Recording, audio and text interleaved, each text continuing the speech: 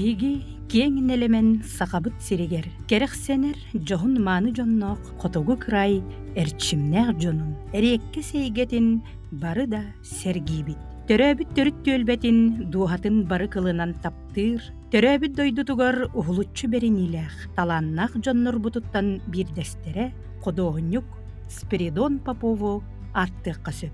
Вдохновение ки тугуттан настроениеттен им булусе. Настроение он тугтя кави. Ки айылга жаны манны үжөй көрүңөйүн көрдөгөнө улуужон багара.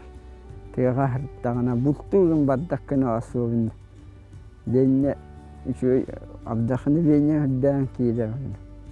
Onu bultan kalem bacıya da ol tuğaktargan baratın tuğakkar kilder iyiger kilder dekkende kartıyna taksar dakını biyene var bullagana külünen de biter yakın kolu oluşu kartıyna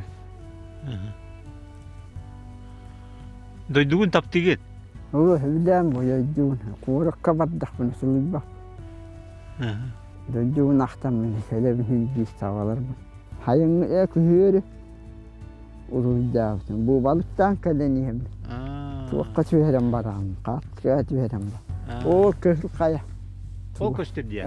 o kayanın narat bitten navaru Bir ütüyor diye. Bebit bu sirkepit urujavsun bu hatırta atı biter bit bu miye katskagallara karanga köhün tüheni hem tüher bitim unuttum ba şu bağda bu kun bir tuğaktağa gel hevlen görümün kihe kun tühüde karangarıydı min bir bağa hanam değil bu haka heriger bu lapça mora olara bundağına mora bun körelipin otoğa hocam dipun ödevepin ontum bilgin mora bun urujafın bagara bun ola baran ola iki kim kurduk Ayvazovskay kurduk diye kurdu bebit mora bun Жикти эйгелех, ураты толкуйдах булчут, табахыт, оюхут кихи Спиридон Попов ыра санатыгар уйдаран, тус коту анабыр сиригер кырай қалланынан аяны тутан, беги салаятчыбыт Татьяна Афанасьевна Гоголева, онна оператор Александр Жуков саскылы саягас жоннох, саскылаққа тиен үле үтүменин туталлар.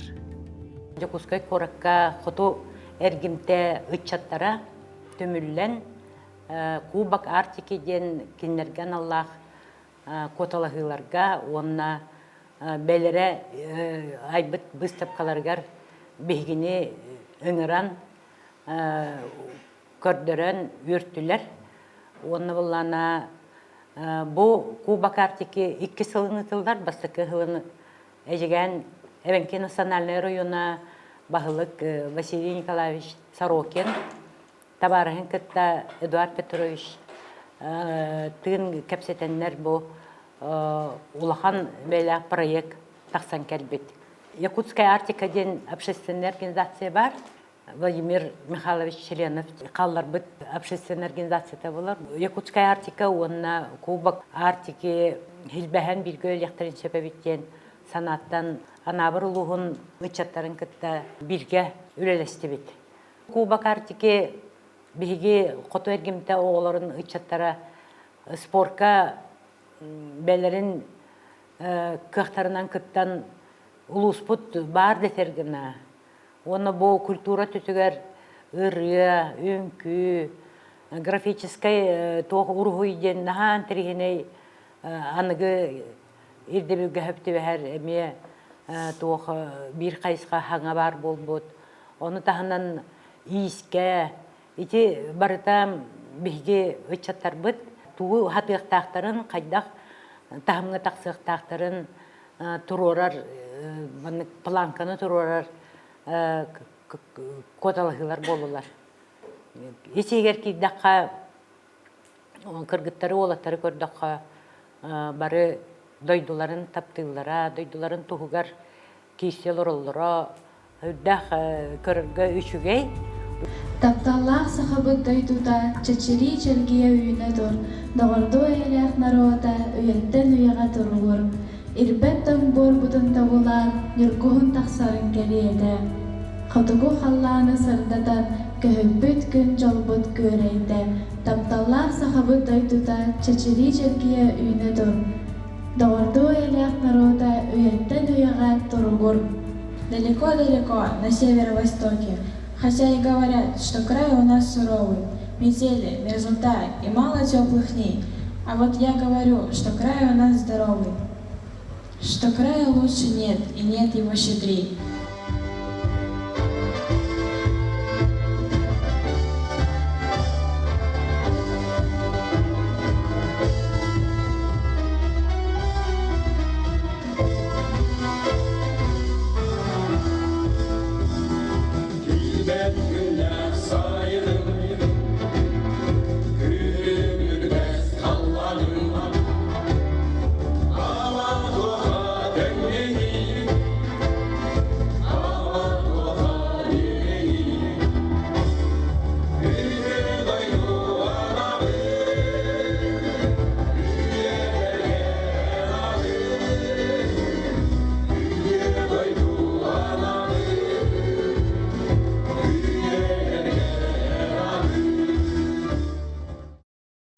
Набырлуха национальный долгана винкулуха болор. Бия набыр бутулуха хамы ухук коту улустарга кирер.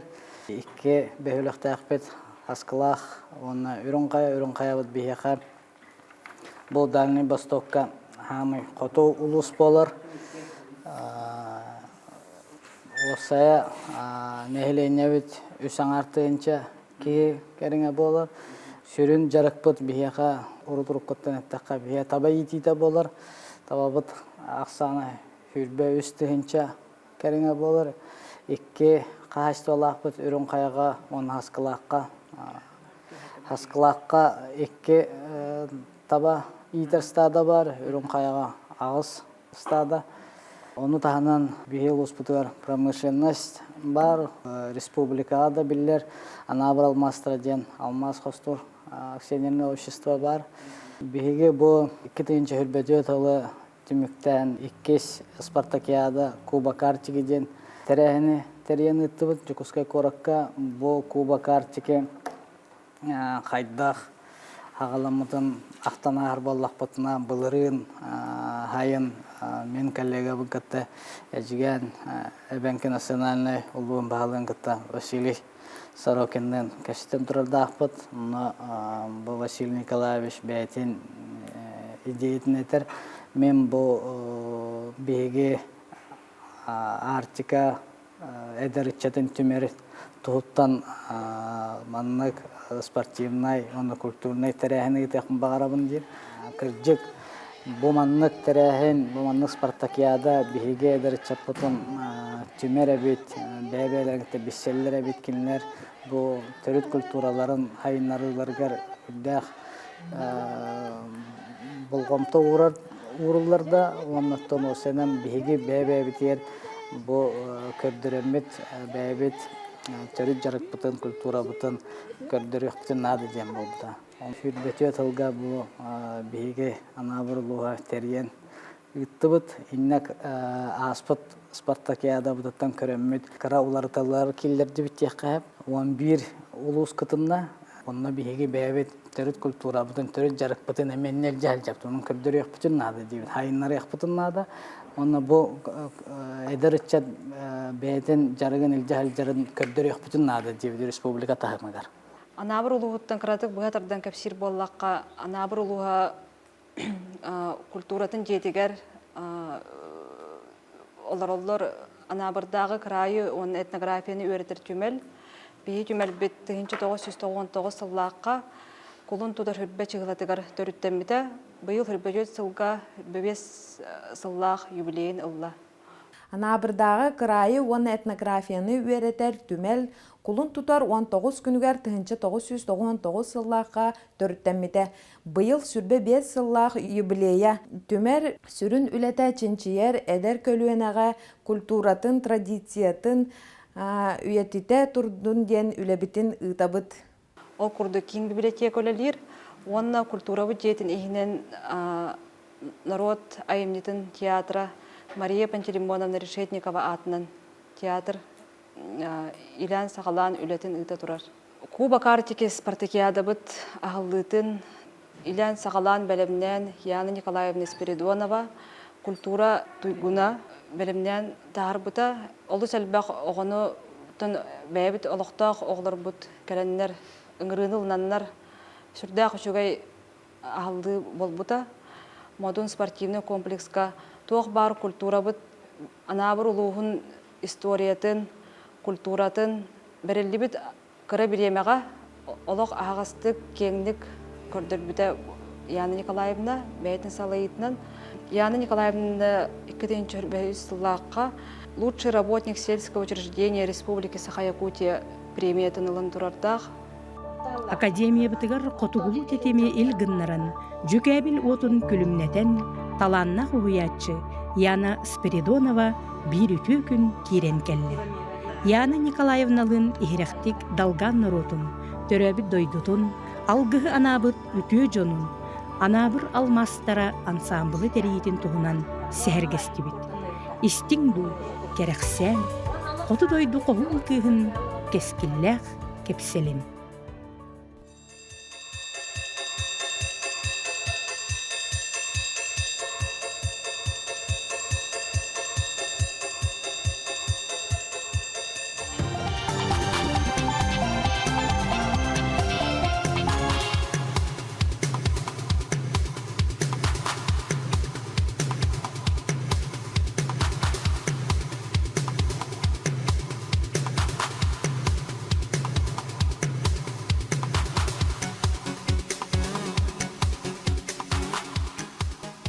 Hatırıbbın, bilbipпин, көрбіппин далган омугум ген таңахаттан төретін туғы жарықтаналарын білербін оғылорға чантықпын тереттерінде. Оны оған саң болан тәң бастан мен тоқтан хағылаптым ете. Айылқабыт қайдақ тұрып тағыттан, кыллар бұд, көтердер бұд, туғынан жарықтана бұд. Ол оннуғынан оғылоры үйеретен, оғылор қолора білеген тундырағын хынжаваттар болла. Олиhin kaçabı onluk ünkünden kinler bir doytubut cana olur oldurun bileller ba öğretirler diye.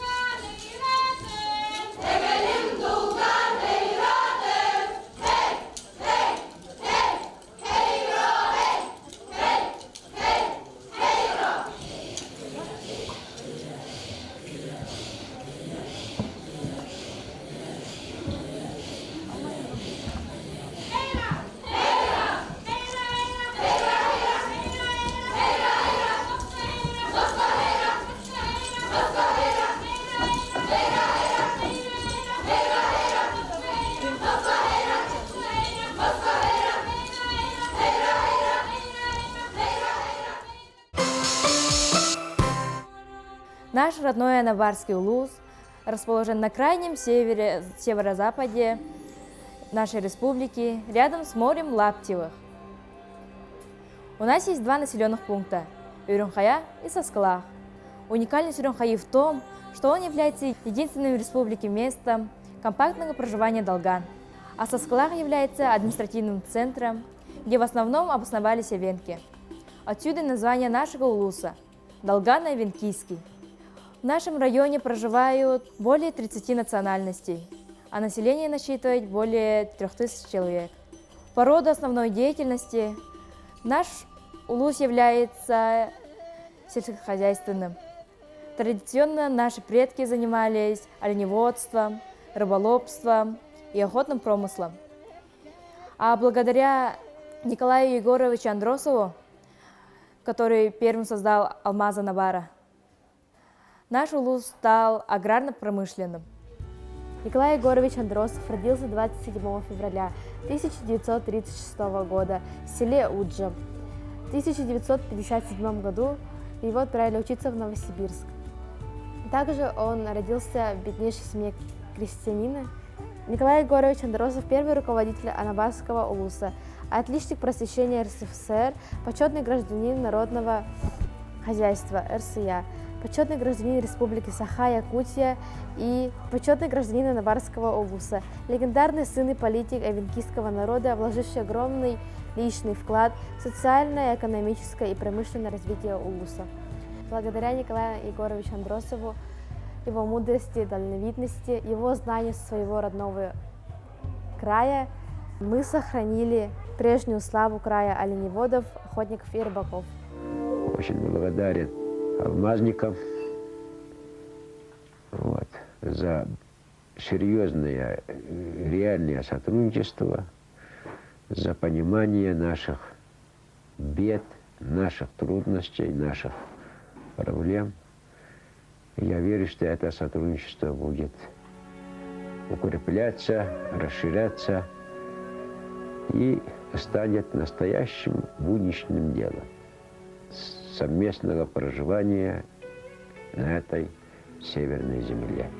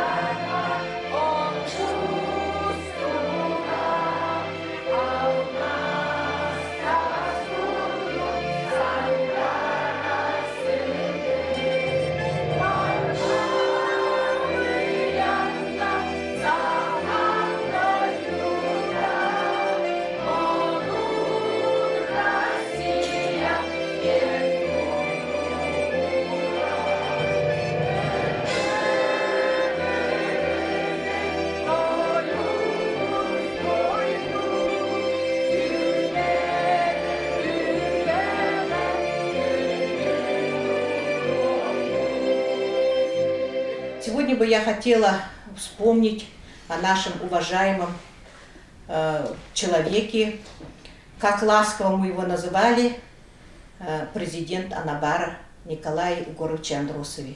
В 1994 году, когда я работала директором Анабарской средней школы, Николай Егорович пригласил меня к себе работать в администрацию своим помощником. Конечно, для меня это была очень большая честь, было очень волнительно, это очень большая ответственность, но тем не менее я подумала, что раз такой человек, как Николай Егорович, приглашает, значит, нужно, конечно, его послушаться. И в течение почти 10 лет мы работали вместе. И я ни разу не пожалела о том, что я работала вместе с ним. Николай Егорович, как он разговаривал с людьми, мы вели приемы. Ну, я, конечно, в качестве секретаря все записывала, да. Николай Егорович, не торопясь, спокойно, с каждым человеком, очень основательно он разговаривал.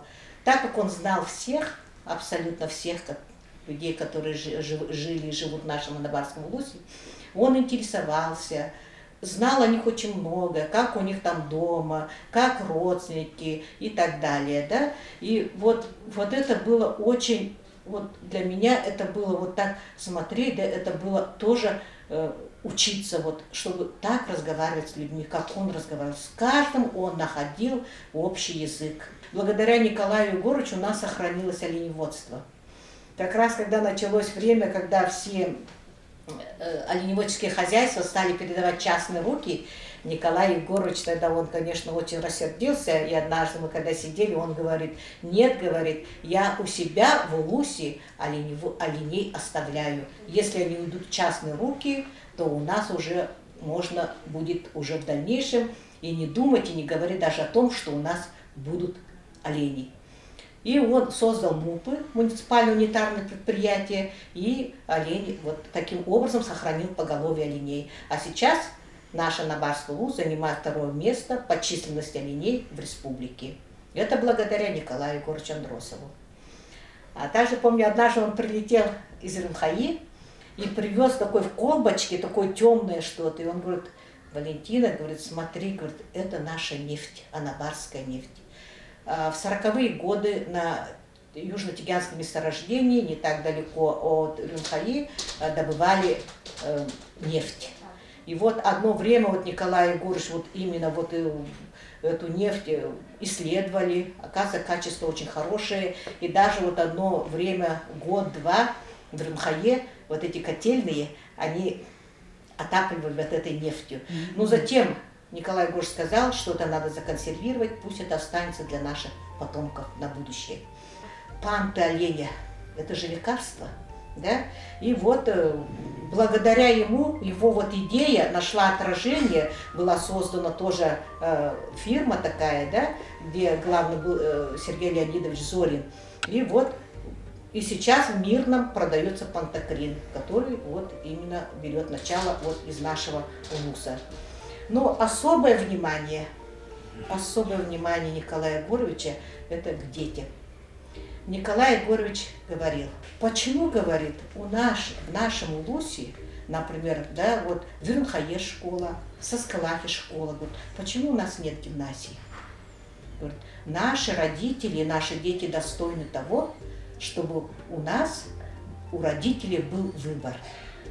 И благодаря вот именно идее Николая Егоровича, его предложению, в 2007 году была создана Анабарская улусная гимназия. Меня очень обрадовало вот недавнее выступление, прямой эфир Айсена Сергеевича, нашего уважаемого главы республики. И он конкретно, точно сказал, что в Саскалахе будет построена улусная гимназия. И вот это моя мечта, которая вот уже в течение многих лет, да, это мечта и Николая Егоровича, потому что он говорил, что будет строительство нового здания гимназии. Я думаю, что вот через год, два, три это прекрасное здание гимназии будет здесь стоять. И, конечно, вот имя Николая Егоровича будет присвоено этой гимназии. Идея создания вот танцевального ансамбля «Алмаз Анабара», да, известного не только в нашей России, в республике, в России, но и во многих странах мира, тоже принадлежит Николаю Егоровичу. Для чего же был создан этот ансамбль, Николай Егорович говорил. Вот мы говорим, ну вот пройдет время, да, сколько-то много лет пройдет, да, вот те мастерицы, которые есть, те люди, которые сохраняют сейчас наши традиции, говорят, ну, жизнь такова, что потом со временем их не будет многих, да, но традиции должны оставаться. И эти традиции вот именно в одежде, в танцах, в искусстве, во всем, вот это именно вот с этой целью был создан вот этот ансамбль «Алмаза Анабара». Ну, а название это было не просто так дано, потому что в нашей Улусе развивается промышленность, ну и тогда Алроса у нас была уже, да, но как раз чуть позднее у нас появились «Алмаз Анабара», вот там тоже это была идея Николая Егоровича, которую он очень хорошо провернул, он очень много добивался на высоком уровне, на уровне республики, на уровне как раз Валроса говорил он об этом, да, и вот тогда вот у истоков как бы создания этого промышленного предприятия «Алмаз Анабара» стоял Матвей Николаевич Евсеев, первый вот генеральный директор «Алмаза Анабара». Да, и вот тогда-то и потянулись наши ребята, Николай Егорович говорил, нам нужно свое предприятие, чтобы наши местные кадры, ребята, которые ходят без работы, безработные, они чтобы закреплялись в промышленности. То есть Улус, он говорил, будет аграрно-промышленным обязательно. И вот в результате так и получилось. И если даже вот посмотреть, что за эти годы очень много людей, больше 1000, даже больше 2000, они обрели работу. Некоторые из них выучились, стали инженерами, уже работают как бы на руководящей работе, там, в вахтовых поселках и так далее. То есть вот прозорливый ум Николая Егоровича, да, вот он смотрел далеко вперед, на многие-многие года вперед. Вот тоже вот по этому направлению И именно благодаря ему сейчас очень хорошо у нас работают и алмазы Анабара, работают здесь промышленные предприятия, которые в копилку, ну, в бюджет нашего УЛОСа очень достаточно большие денежные вливания ежегодно вот делает. Михаил Ефимович Николаев, наш президент первый нашей республики, они были друзьями, близкими друзьями с Николаем Егоровичем Андросовым. И вот Михаил Ефимович очень часто прилетал в наш УЛУС. Ну, когда был юбилей Эбелярского ГОКа, Михаил Ефимович тоже это было в начале августа, он тоже приехал, так очень на должном уровне проведен этот юбилей. И вот Михаил Ефимович, что мне бы хотелось вот отметить, да, ну все знают эту, он никогда не говорил громко. Он всегда говорил тихо, спокойно. И вот когда он к нам приезжал, такая вот всегда была, вот когда его слушаешь, такая тишина. Вот когда он приезжал на юбилей Николая Егоровича Андросова, да, вот тоже с такими теплыми словами он говорил о Николае Егоровиче. И Николай Егорович Андросов всегда вот так хитро иногда так смотрел и говорил: ага, говорит, сейчас все выходите, мне звонит Михаил Ефимович. Угу. И вот по многим, ну, по каким-то вопросам Михаил Ефимович советовался с Николаем Егоровичем. Я сказала, что Николай Егорович учился в школе же, да, в Удже, да, местность Удже, да. И вот именно вот то, что и Михаил Ефимович, и то, что вот Николай Егорович, вообще люди этого поколения, да, у них у всех был очень красивый почерк. Николай Егорович, вот тогда раньше у нас компьютеров-то сначала не было, он очень красивым своим почерком на формате бумаги А4, он сидел очень-очень красиво, без единой ошибки. А еще я хотела вот здесь как бы отметить, да, что вот когда я только начала работать, мы готовили приказы, ну, кто-то готовил приказы, кто-то вот какие-то там эти, отправить надо было какое-то письмо туда, наверх, в министерство и так далее. Николай Егорович, как учитель всегда остается учителем, он всегда исправлял ошибки. И говорил: вот здесь неправильно поставлено предложение. Да, и все эти, иногда даже наши вот некоторые эти тоже коллеги говорили: а ничего, так пойдет, Николай Егорович все равно исправит. Ну, исправит, да, но на самом деле это, конечно, у него была безупречная грамотность. И он всегда, даже двоеточие, запятые, он всегда... И я очень-очень вот именно вот такое отношение к документам было. Вот тоже, ну, вот сейчас это, потом уже в дальнейшем это мне очень помогло. После того, как не стало нашего уважаемого Николая Егоровича, да, я вот и сейчас часто думаю о нем, да, и часто сверяю как бы вот свои мысли, вот о чем-то мне хочется, если бы был Николай Егорович рядом, я бы с ним обязательно посоветовалась, о чем-то вот на какие-то вопросы не могу найти ответы, например, да. И вообще я считаю, что вот такие люди, как Николай Егорович, рождаются один раз в 100 лет. Это великие люди, великий человек Николай Егорович Андросов. Я думаю, мы никогда не забудем, и мы будем учить детей, говорить детям о том, что да, вот не зря у нас есть сквер, где вот стоит в полный рост вместе с оленем вот то, что его с детства сопровождало, наш уважаемый Николай Егорович. У нас каждый год 24 января проводится грандиозный праздник «Встреча Солнца». А весна к нам приходит с главным праздником, слетом оленевода. Дорогие жители нашей республики, приходите в наш уникальный Анабарский улус. Ведь у нас очень уникальная и красивая природа. Зимой вы можете прийти и увидеть северное сияние и полярные ночи, которые длятся 70 дней. А после праздника «Встреча Солнца» вы можете увидеть полярные дни. Ночь у нас как утро, светит солнце. Приезжайте к нам в Анабарский улус.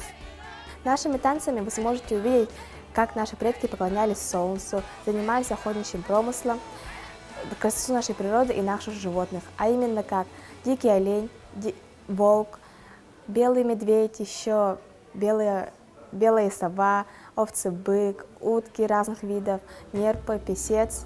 Еще в наших краях нашли останки мамонтов и рог носорога. В Красную книгу из наших животных попали белый медведь, белая сова и морж. Всех этих животных вы сможете увидеть в нашем краеведческом музее.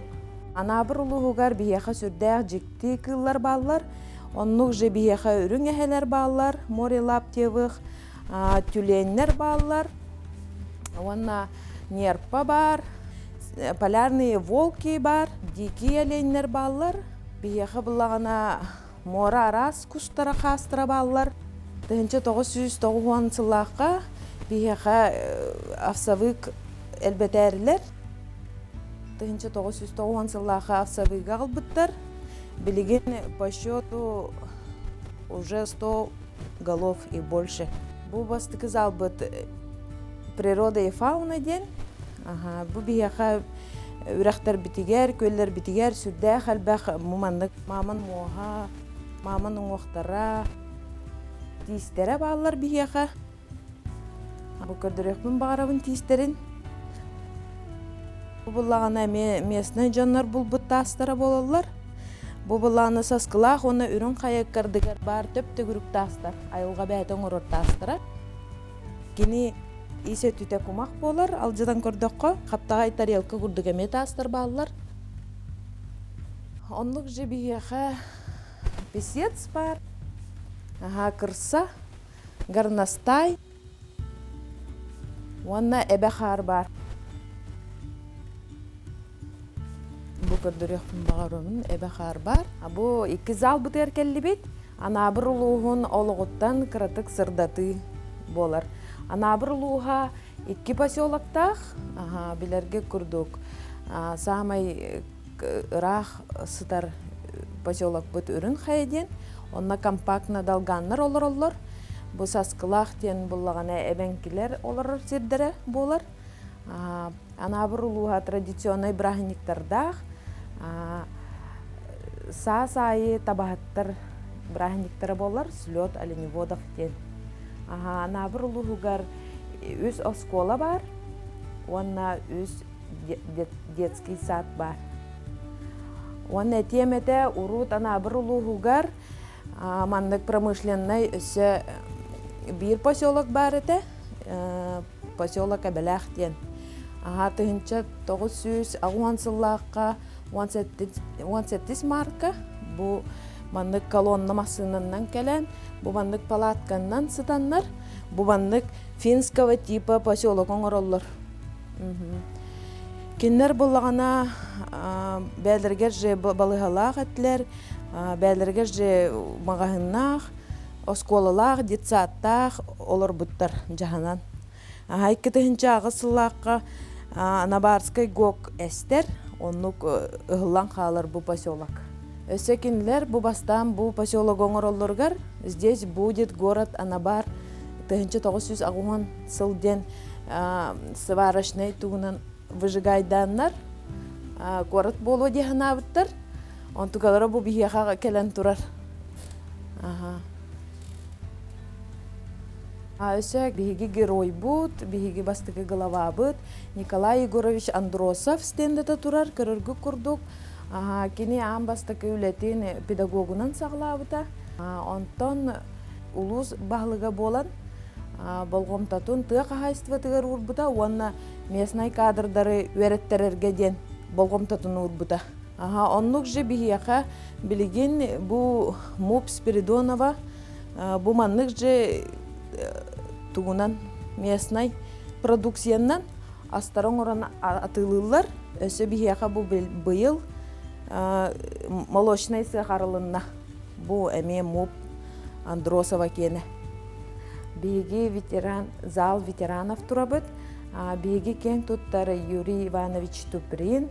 Кені бәйтін бәйті анабырттан төріттәқ, сасқылақ ортоскола тігір веренмейд. Кені сұлыспалы баран-баран Афганистанға бәйтін олығын олық берен герой болан бейгі улус бұдығар вәе бөхелек бітігер кені атынан улуса аттынан тұрар. Улица Юрия Туприна ден. Биги этнография хоогар келен турабыт. Бу манна көстөр анабыр улуһун далган эбенки олого көстөр. Бу урут маннык женнен сары женнен олор буттара бит. Бу жие табата болар, размерынан да кыра, сымнагас, көрүңе, маннык сыаргаларынан бу таба тутар мамыкта үс арахасытар бияха. Ого биһиге көстөр, табаннан көһөллөргөр повозкага огону бихикке угаллар, онондук көһөллөрө бит. Бу далганнар эбеннер, маннык көс олоқо олорор жон болуларын быһытынан, киндер өссө бу маннык жикти кергеллэхтер баныгы көстүүтө болар. Далганнар охордара северное сиянияны киндер үтүктеллере бит. Жүкәбил оютун. Киндер кергеллере, киндер национальный таңастара маннык өңнәк болар бит. Жүкәбил өңүн көрдөрөлләре бит. Киндер бәйлерин кергеллеригер, традиционный таңастарыгар. Бу эбенкилер кергеллере болар. Кини боллагана төтөр өңнәк, бартахаллан көк өңнәк, она кара маган таба солы дем болар бу. Далганнар урукку түһүлүктере. Урукку түһүлүктеригер буланы кинлерге урут огуру кемчи болан, кинлер тимегенен тоқ барынан кергетеллере бит. Жүкәбил өңүн тахараллары бит. Өсө маннык жикти сылас бергәһеләхтер, копор ден аттылар, НТК ден болар.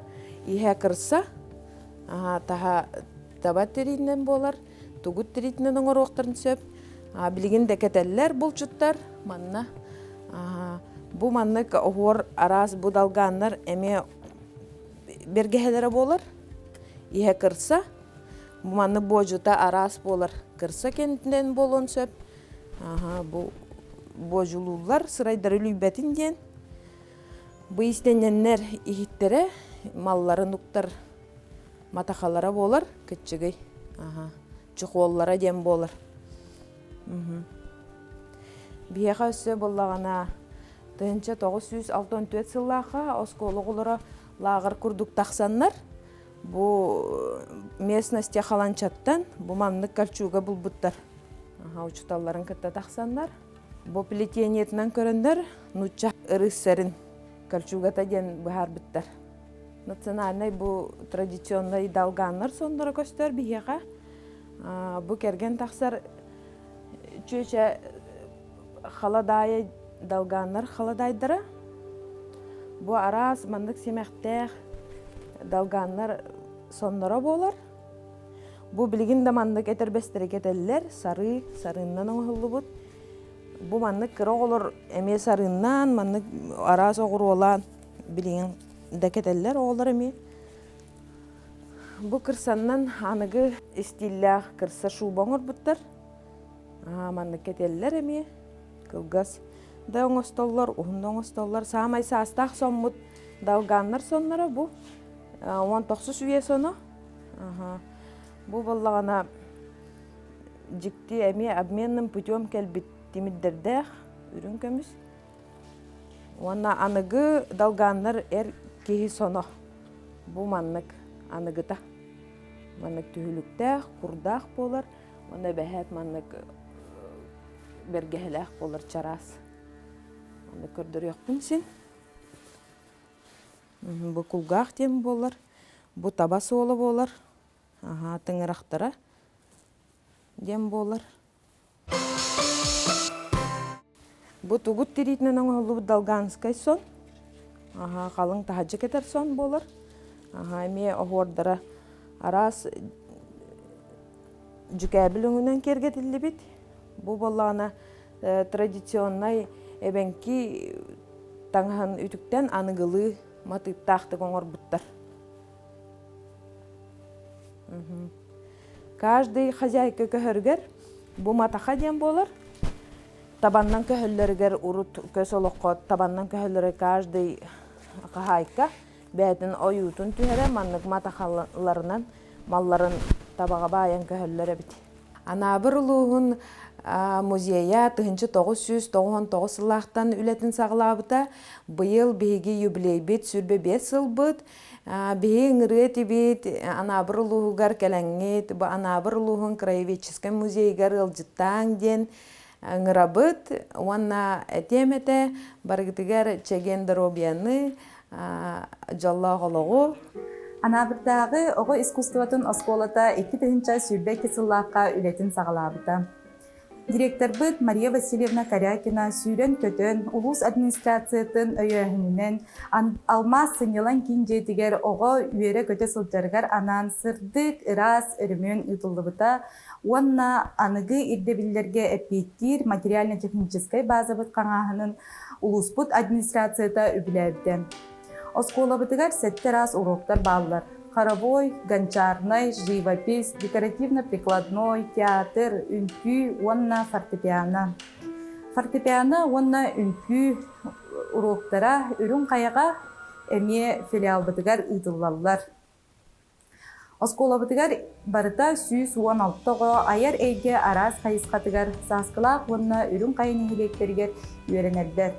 Бүгүнгеттен қаз бирги преподаватель бәйетті, үйеренәтчілері, тәккәсі тегілердәқтер, онтон олыс кен үйеребет, кен туттабыт, онна тон сағыдын сетігілербет, өссе да еннігер тұраллар.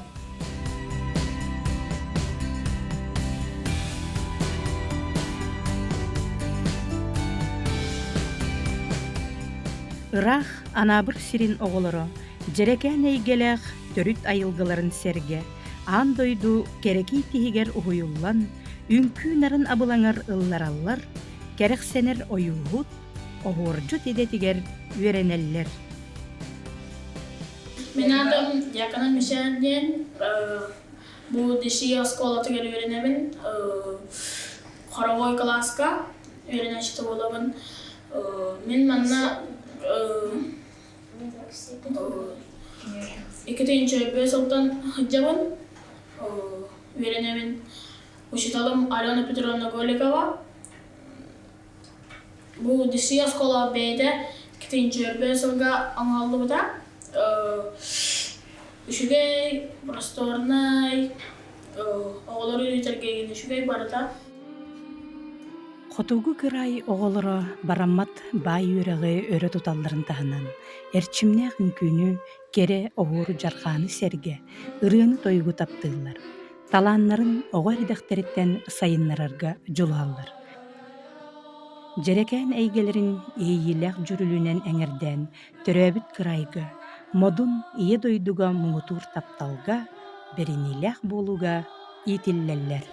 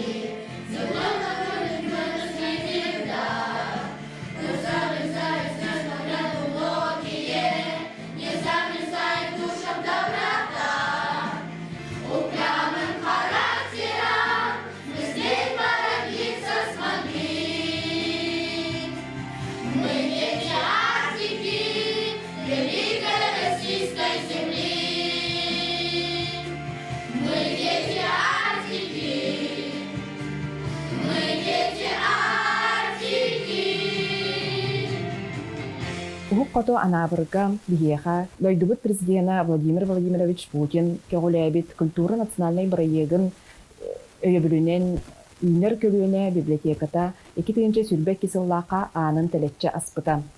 Бу модельный программа эрдебилинен федеральный бюджеттен 10 миллион солковой ылар ческе тексибиппит. 2-нче сүрбек кыз 2 сыл сагаланыгыттан граңы үлелен сайын устатыгар өрөмөн оңортор буппут. Элбэх искусственный уаттах, сырдык, аныгылы дизайн проекты тухаммыппыт.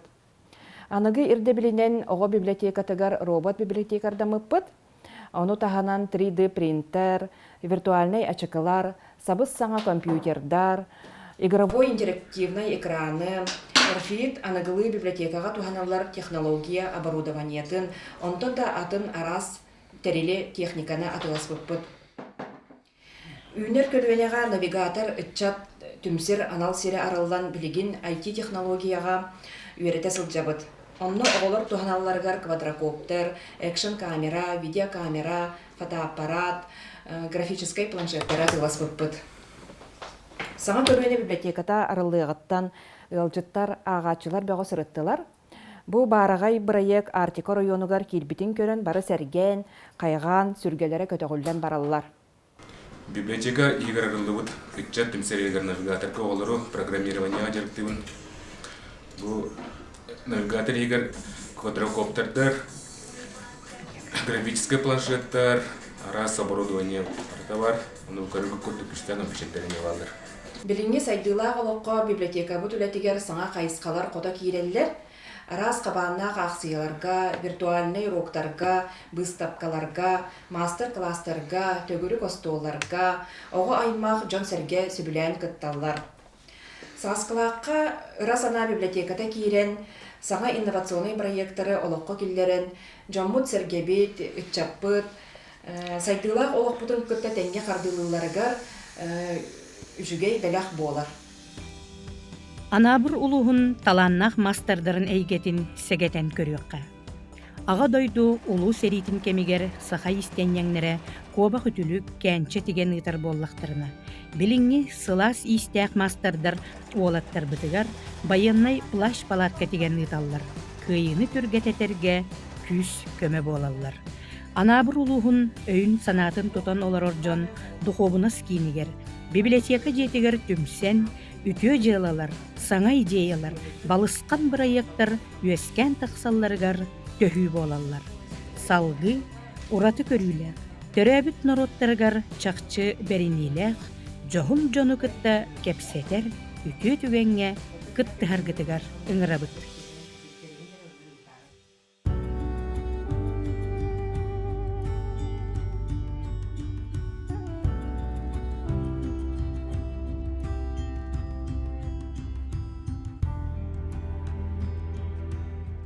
Анабыр улуға үш саңар әріттігінші нәхиленелер, 2 населенный пунктна, Хаскалах, әбенкі нәхилеге ден, үрін қая далган нәхилеге ден, республикаға хоғотық компактна оларыр далган оларыр нәхилегінен білілер. Бейгіттін хамы граничігінер хүттер хүтбет Красноярский край, бейгі төріттер бір бары онтон төріттәқ біттен білебін. Бұл бәйбіт мен бәйім аймақтарым декерген тұғынан кәпсеребіп боллаққан. Бейгі мен прабабышқам Сындаска, Красноярский крайттен түріпті.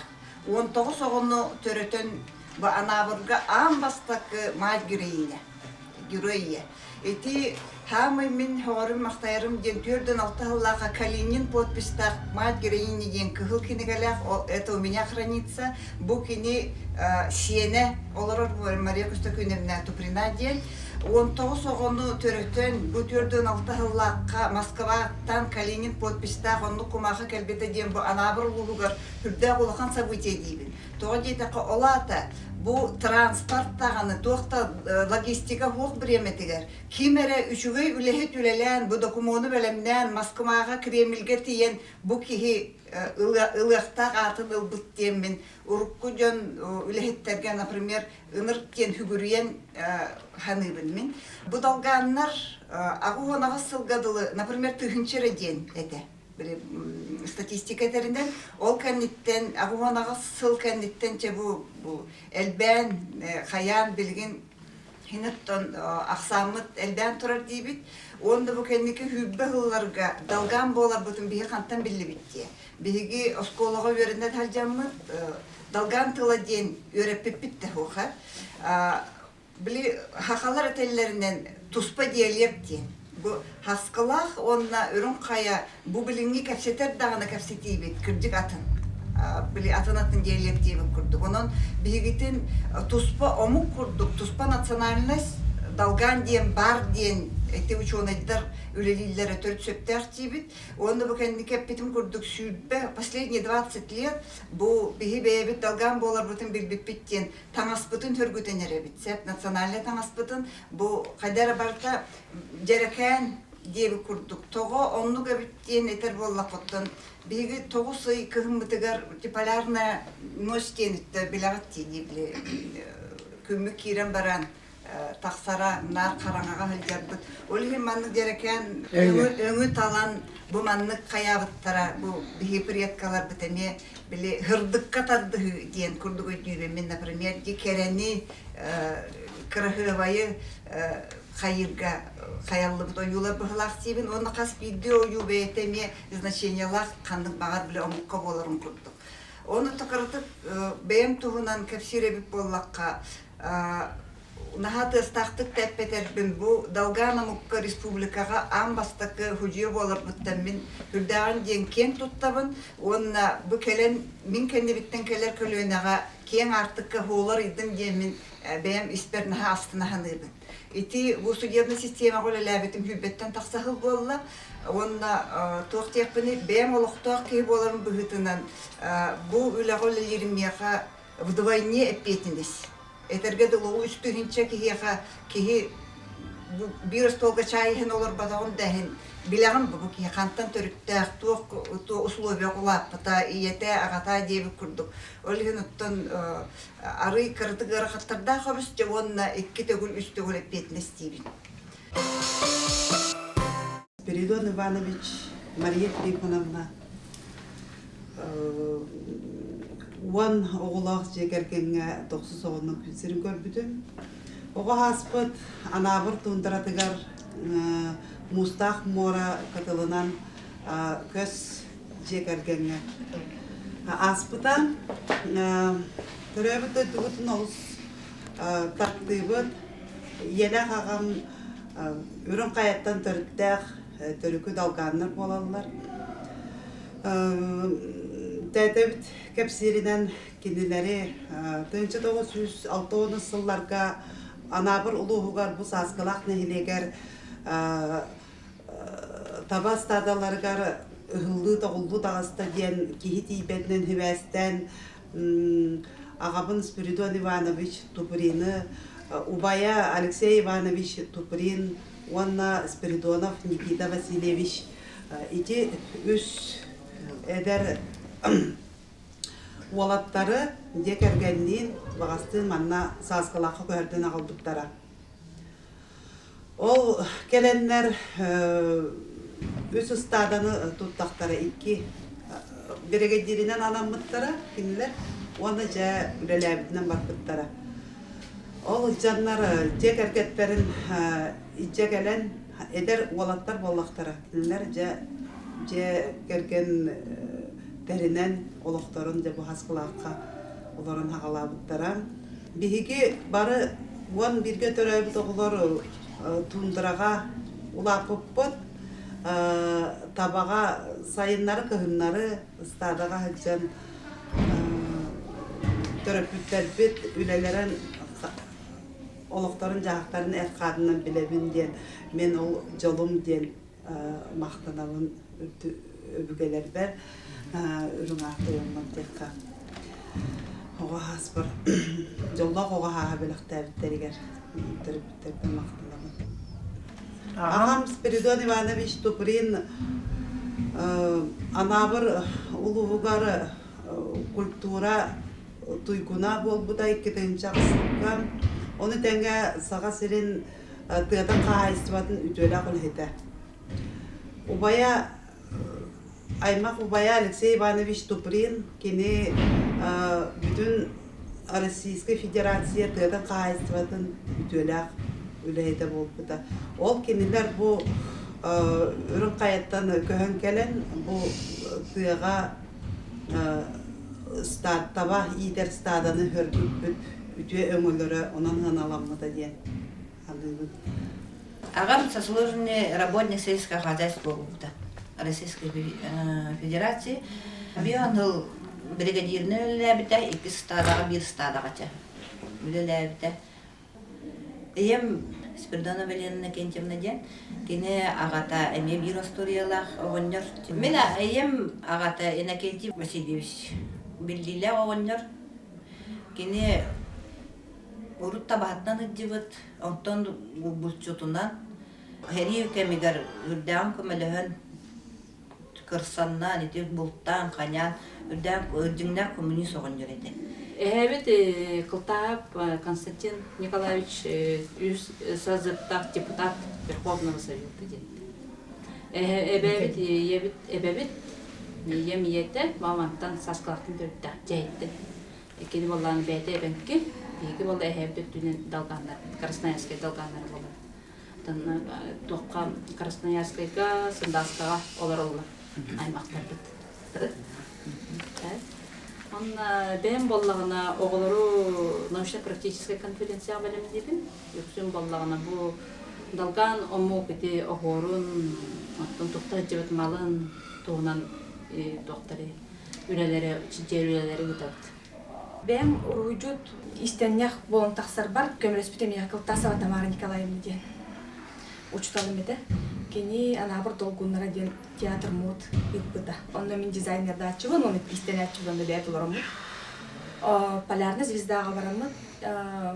10 класска артактына. Первое место болуп, лауреат первой степени болуп. Сияние севера кытта ачыбыт, онно мен лауреат таппыт. Харынан таңа соңра ачыбыт, Рафтуганны. Тапай, туна кожытна. Ол кенттен бәм кынаттанан, ондук жо оголорго үйрөтякка, каллырыкка, Тамара Николаевна курдук, гини курдук, гини үлеттен халгылыкпын бағар бұтым. Онна халгылығын дияныйбын. Неделяға класста 2 келелер, 4-5 минуте уруйдуулар, декоративно-прикладное искусство, онна барда кирер творчество, национальное да кирер, араз аныгы лепкалар, глина, то барда кирер. Оғалар интерет кейлер, анағыр бұтын на таптыбыт, тоға ден қоракка бардақы тының қайылы, ағары ити, оны ағары тымны. Манна температурата дияқады, халғына на ити тау, на тымны тау. Атак мора деге көрінер біттен қайып көмарттын. Анағыр района бұл самай қоту әрген олар район, улус болар бұл білген. Анағыр улуға. Онын бейгі бұл Россияға оны хақайырғар самай қотуға мұқтарынан біліне біт. Бәйбітін бола бұд, қотуға мұқтар бола бұд. Онын білген үті Артикаға хаңа де бұл қотару тағыттан әрі внимание бар болла. Кен бейгі словия бұтын топсарарға, бейеқа өңің орорға. Бейге тұн далғанлар болар бұд, білден тұрар саңа бұтығар бар. Үксе кірдіғастары күттар кәпсетерге үксе бейге хақалы хаңара бұққынан баран хорақ тылдар бұтын бір арастақтар, бейге далған болар бұтын біліннер әлілер. Бейге тұн таңаспыт саппық болаға дей. Манлық таңастақ Россияға даған хақайырғарда кемді оқ, олық қаңыр домық оқ, ұраты таңастақ бұт. Далғанлар бүрдәқ атын амықтаттан, атын наруаттаттан ұратылар бұттен бәйбіт туындыраға 2-3-4 тордығынан олар бұп боламыд. Олар бәйбітін онна табаннан, онна бұлттынан әрі жарықтанар боламыд. Атын ұнақ тауық, ат тауық боламыд. Онна саас күхін көтері бұлттур боламыд. Бейгі бұлттатақ бұтына бәйбіт бұ бір әрәсиебет. 5 yıl бар бола, 5 yılға. Семьяға бар тұрсың әтәбі. 5 қағылырдақ бүтіне 5 yıl барыта бәйбіт бір әрі қағы хейбіт. Ән әтті да олан, онда олан. Вот ыллары бар тұрсың әтәбі. Bir taban өлірдақ бүтіне. Бейге bir атақ әрі тұтан қағы бұт. Бартын ыллар бұтығыр тұрсың әтәбі. Кеннері месетіннен. Олейін далғанымы олыс ағынығас Сүрдәк түмсүләк олус ағыныгар. Олихим боллағына әгі далғаны ғозыттаны иттақытына ағал диетакына қағанда хуақ диеға хуағы. Аны ән кәхиләк кәлләккіна утақатын ола бәтер пакетін ду сумканы ду біліңін біремеға ішчетағы иппаттар бұл сабалаңа дейін бір де кәмпеті ұрын беректірі. Bir лукканы да ұғуақтара. Бұл айырғанлар тұғу ихеті ішчетақ бербәттер төттірі. Онны культуралақ жамбыл. Далған омық дәмірпіт олыс бияқа үйерілер. Төрттерімше бұл дәліндеттен көхінлер, парахуа сағына балыр, инете дәлінде түріптер, егін ачаттар жиенлер, ағамынан хаққор жиен бар бұчы. Красная яшқайттан түріптерпін, бұл чугас наско жехеттен, қатан-қаттан түріптерпін, Красная яшқай кірайттан. Мен болмағына кәлбетін хетті сылым болды. Бұранынан, ayalğından, tundrandan, onu jabaygal diyen var, muğrattan kəlbeten. Uzun labıtın kırık da bitten abdoksiyonel tahabıta hınağa. Abdoksiyonel binerlik olu, galinalik siyemde jenüleler bitti jokuskayga. Oları ustan xarbıktır askip kəlbi bardı. Dalgan tılınan ıldıyımın, dalganı toğul, ıskazicil, ısıcil jeldi. Yüreğe yüzge bitireni çok urtaş çoranak toyugun hakalın alıçılıktır mangnaygı haspetin edip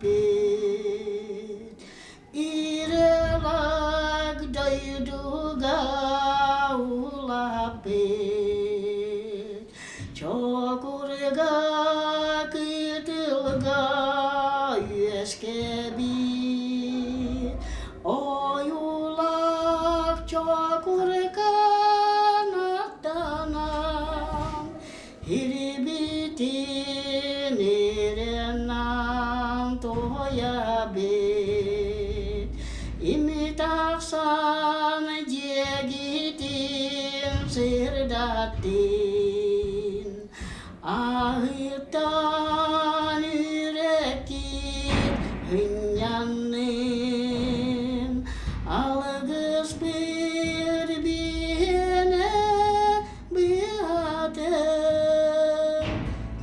Далган норотун эйилэх жүрүскенин курдук. Ана бір кең холку жонун ологун кескиле кеңетин ырата кынаттаннын.